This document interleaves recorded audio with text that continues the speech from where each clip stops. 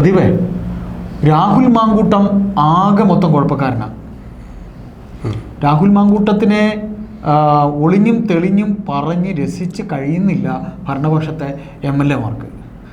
ഇപ്പോൾ ഈ കഴിഞ്ഞ മണിക്കൂറുകളിൽ ഇന്നലെയും ഇന്നുമൊക്കെ ആയിട്ട് എറണാകുളത്ത് ഒരു CPM MLA മറ്റൊരു പ്രമുഖ വനിതാ നേതാവിൻ്റെ വീട്ടിൽ നിന്ന് നാട്ടുകാരും മറ്റ് അവരുടെ വേണ്ടപ്പെട്ടവരൊക്കെ കൂടെ ചേർന്ന് പൊക്കിയതായിട്ട് പിടിക്കപ്പെട്ടതായിട്ടൊരു വാർത്ത കേൾക്കുന്നുണ്ട്.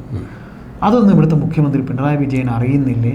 പിണറായി വിജയന് വേണ്ടി സഭയിൽ ഈ കണ്ട അദ്ദേഹത്തിന് വേണ്ടി ഓശാരം പറയുന്ന അല്ലെങ്കിൽ രാഹുലിനെ കളിയാക്കുന്ന MLA-മാരും അറിയുന്നില്ലേ? CPM എന്ന് പറയുന്ന പാർട്ടിയും അറിയുന്നില്ലേ?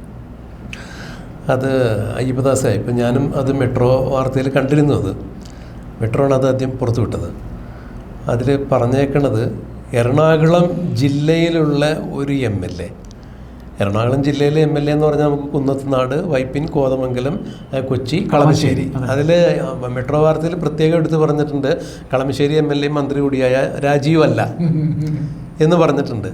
എന്തായാലും ഈ നമ്മുടെ ബഹുമാനപ്പെട്ട മന്ത്രി രാജീവിൻ്റെ സ്വഭാവ ശുദ്ധിയെക്കുറിച്ചൊന്നും ഇതുവരെ മണ്ഡലത്തിൽ അല്ല അങ്ങനെ ചർച്ച ചെയ്തിട്ടില്ല. ഇതുവരെ അത്തരമൊരു വിഷയങ്ങളുമായി ബന്ധപ്പെട്ട് അദ്ദേഹത്തിൻ്റെ പേര് എവിടെയും വന്നിട്ടില്ല.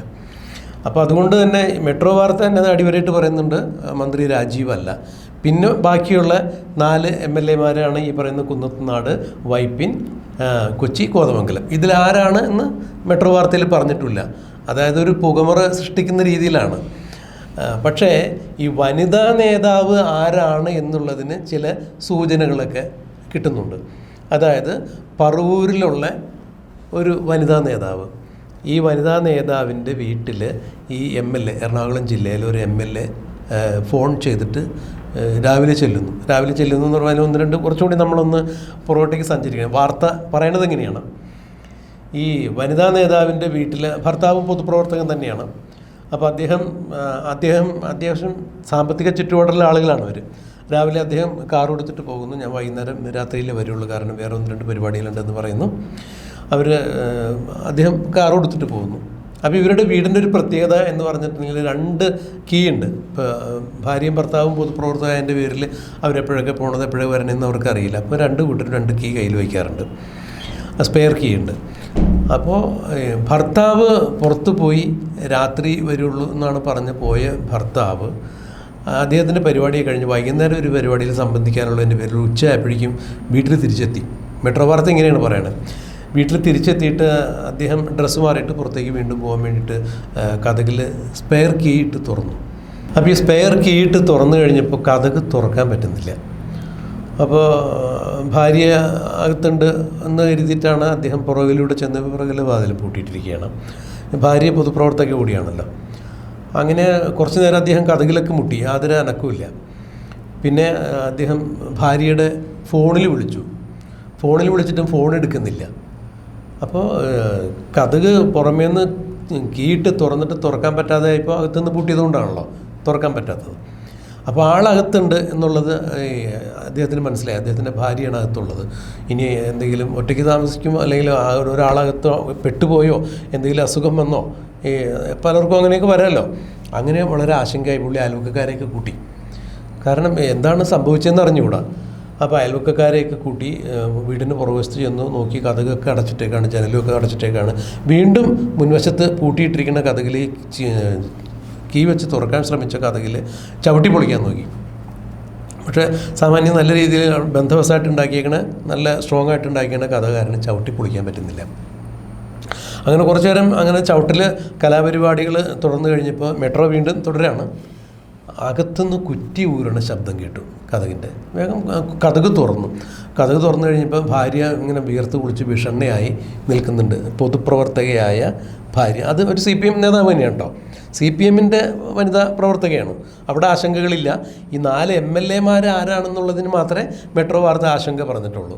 മറ്റതൊരു CPM-ൻ്റെ വനിതാ പ്രവർത്തകയാണ്, അവരുടെ ഭർത്താവും CPM-ൻ്റെ പ്രവർത്തകനാണ് എന്ന് പറഞ്ഞിട്ടുണ്ട്. അവർ കതക് തുറന്നു കഴിഞ്ഞപ്പോൾ ഭാര്യ അങ്ങനെ വേർത്ത് കുളിച്ച് വിഷണ്ണയായിട്ട് നിൽക്കുന്നു. എന്താ ഇനി വല്ല ബോധക്കേട് അങ്ങനെ എന്തെങ്കിലും ആയിരുന്നു എന്ന് വെച്ച് കഴിഞ്ഞപ്പോൾ ഇവരിങ്ങനെ നിന്ന് വിറയ്ക്കുകയാണെന്നാണ് മെട്രോ വീണ്ടും പറഞ്ഞു പോണത് വാർത്തയിൽ.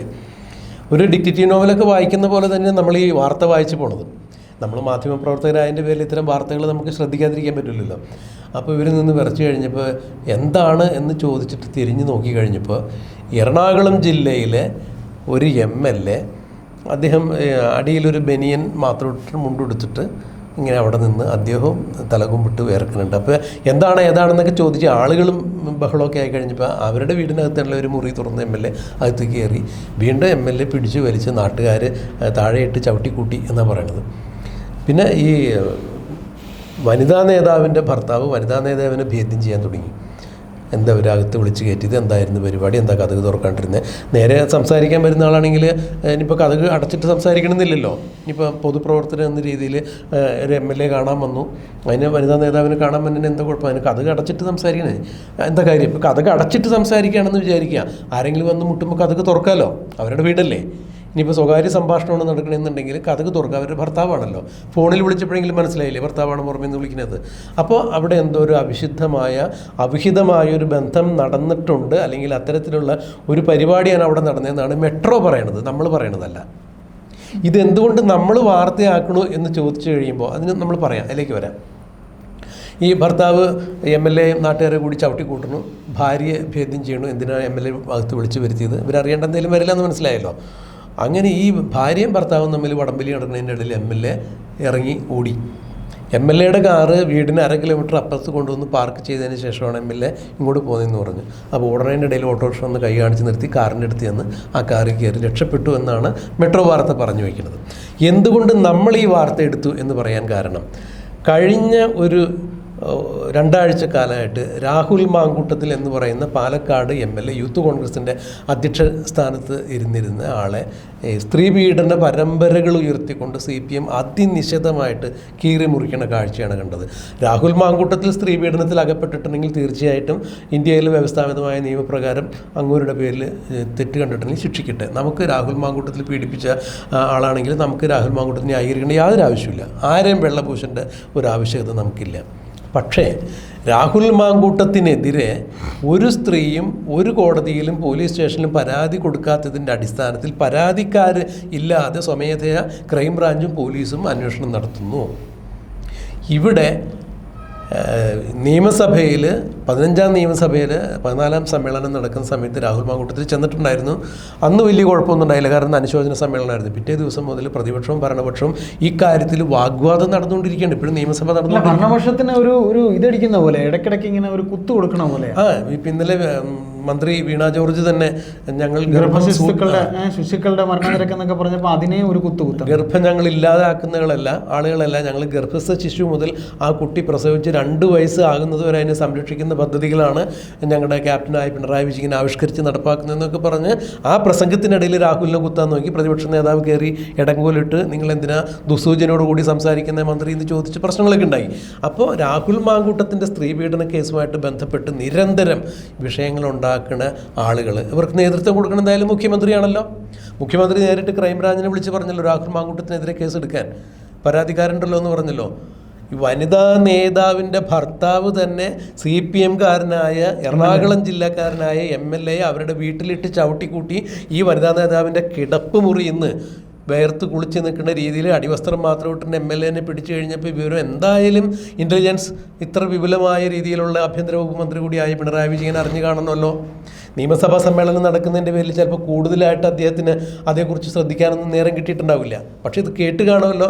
പ്രത്യേകിച്ച് രാഹുൽ മാങ്കൂട്ടത്തിന് ഇങ്ങനെ അതിനിശിതമായ രീതിയിൽ കയറി മുറിക്കുന്ന സമയത്ത് CPM MLA CPM-ൻ്റെ ഒരു വനിതാ പ്രവർത്തകരുടെ വീട്ടിൽ അവിഹിതത്തിന് ചെന്നു, കയ്യോടുകൂടി അവരുടെ ഭർത്താവും നാട്ടുകാരും, ഇത് ക്രൈം ഓൺലൈൻ പുറത്തുവിടുന്ന വാർത്തയല്ല, അവരുടെ ഭർത്താവും കൂടി ചവിട്ടിക്കൂട്ടി അയാൾ അടിവസ്ത്രം മാത്രം ഇട്ടുണ്ട് ഇറങ്ങി ഓടി കാറിൽ കയറി രക്ഷപ്പെട്ടു എന്നുള്ള മെട്രോ വാർത്ത വരുമ്പോൾ ഏതെങ്കിലും തരത്തിൽ ഇത് നടപടിയെടുക്കണമെങ്കിൽ ആദ്യം മെട്രോ വാർത്തയ്ക്ക് എതിരെ എടുക്കട്ടെ. പറയുന്നത് തെറ്റാണെന്ന് ധാരണയുണ്ടെങ്കിൽ നമ്മൾ ആ വാർത്തയെ അധികരിച്ചുകൊണ്ട് തന്നെ വാർത്ത പറഞ്ഞേക്കുന്നത്. എറണാകുളം ജില്ലയിൽ 5 MLA-മാരാണുള്ളത്, അതിൽ മന്ത്രി രാജീവല്ല എന്നുള്ളത് തീർത്ത് പറഞ്ഞിട്ടുണ്ട്. നമുക്കും മന്ത്രി രാജീവിനെ കുറിച്ച് മോശമായ ഒരു അഭിപ്രായമില്ല.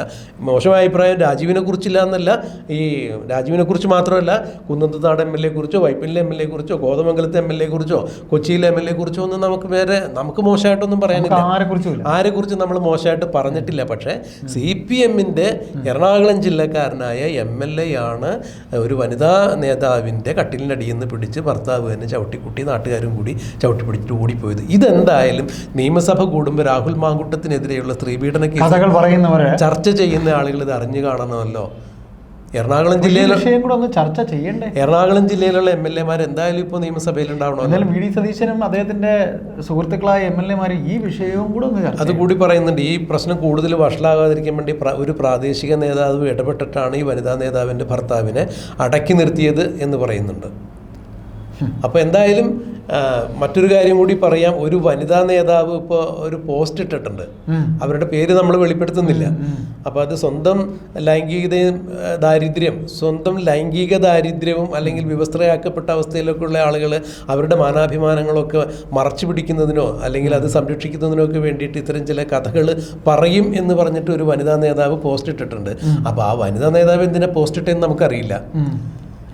എന്നെ കണ്ടാൽ കിണ്ണം കെട്ടവനെ പോലെ തോന്നുമോ എന്നുള്ളൊരു ചൊല്ല് മലയാളത്തിലുണ്ടല്ലോ. ഇനിയിപ്പോ അതെ, ഇതൊന്നും നമ്മൾ പറയുന്നില്ല. നമ്മൾ ഈ മെട്രോ വാർത്തയിൽ വന്ന വാർത്തയെ അടിസ്ഥാനമാക്കിയിട്ട് നമ്മൾ ഈ വാർത്ത ചെയ്തു. രാഹുൽ മാങ്കൂട്ടത്തിനെതിരെ ഇത്തരം സ്ത്രീപീഡന കഥകൾ, അതും പരാതിക്കാരികളില്ലാത്ത, പോലീസ് സ്റ്റേഷനിലോ കോടതിയിലോ പരാതി നൽകാത്ത ആരും ഒരു സ്ത്രീ പോലും വന്നിട്ടില്ല. പക്ഷേ എങ്കിലും രാഹുൽ മാങ്കൂട്ടത്തിനെതിരെ നിയമ നടപടിക്ക് ഒരുങ്ങുന്ന CPM-ന്റെ വിശുദ്ധ പശുക്കൾ പിണറായി വിജയനും അദ്ദേഹത്തിൻ്റെ ആഭ്യന്തര വകുപ്പും അയ്യപ്പദാസ് പറഞ്ഞതുപോലെ CPM-ന്റെ വിശുദ്ധ പശുക്കൾ എന്ന് വിശേഷിപ്പിക്കപ്പെടുന്നത് അല്ലെങ്കിൽ വിളിക്കാവുന്നതൊക്കെ ആളുകൾ ഇത്തരം അധ്യായം കൂടി ഒന്ന് ചർച്ച ചെയ്യണത് നല്ലതായിരിക്കും.